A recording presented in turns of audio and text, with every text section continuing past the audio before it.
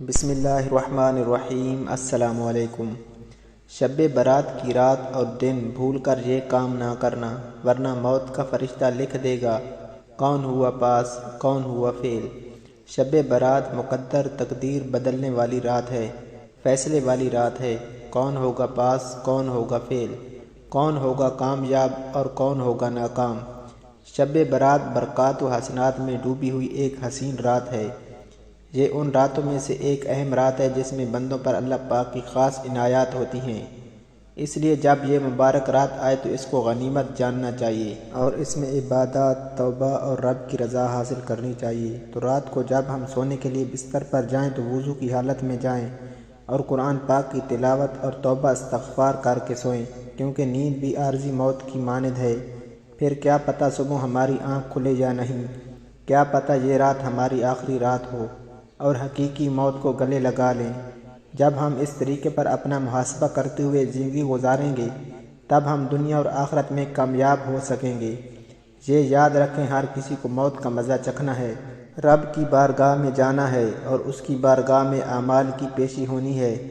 جب ہمیں یہ معلوم ہے تو غفلت کی نیند سے بیدار ہو جائیں اور رب کی خوشنودی کے کام کریں۔ معلوم ہوا کہ شب برات بے حد اہم رات ہے، لہٰذا کسی صورت بھی اسے غفلت میں نہ گزارا جائے۔ اس رات اللہ پاک بے شمار لوگوں کی مغفرت فرما دیتا ہے۔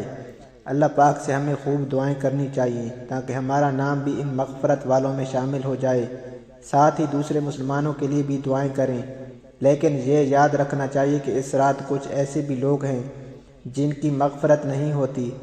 نبی کریم صلی اللہ علیہ وآلہ وسلم کا فرمان ہے، چند لوگوں کی اس رات بھی بخشش نہیں ہوگی۔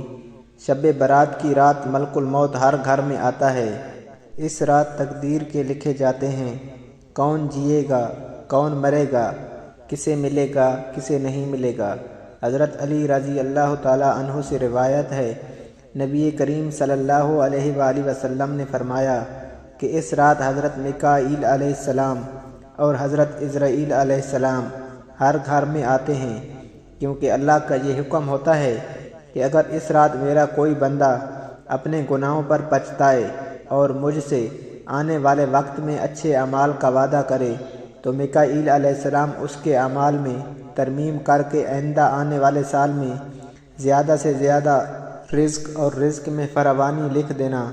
اور اللہ کا حضرت عزرائیل علیہ السلام یعنی موت کے فرشتے کو یہ حکم ہوتا ہے کہ اے عزرائیل علیہ السلام، آئندہ آنے والے سال میں جس نے مرنا ہے اسے یہ پتا کہ بیدار ہو کر اپنے اللہ کی عبادت کر، کیونکہ باقی اس کی زندگی میں اتنی سانسیں اور دھڑکنیں موجود ہیں، اور اگر کوئی میرا بندہ عبادت کر کے میری عبادت کے لیے اپنی زندگی میں فراغی مانگے، لمبی زندگی مانگے تو اس کی زندگی کو بڑھا دینا، اور اگر وہ آنے والی زندگی میں مصیبتوں سے پریشانیوں سے نجات مانگے تو اس کی زندگی سے مصیبتیں پریشانیاں دور کر دینا۔ تو اس رات کو آپ نے بھول کر بھی فضول کاموں میں ضائع نہیں کرنا ہے، ڈرامے، فلمیں، موسیقی وغیرہ ان چیزوں سے دور رہنا ہے۔ اگر آپ کچھ نہ کر سکیں تو کم از کم رو کر، گڑ گڑا کر اللہ سے اپنے گناہوں کی معافی مانگیں اور وہ زندگی مانگیں جو اللہ کی عبادت میں گزرے اور نیک کام کرتے ہوئے گزرے۔ پیارے دوستو، اس طرح کی معلوماتی ویڈیو کے لیے ہمارے چینل کو ضرور سبسکرائب کر دیں۔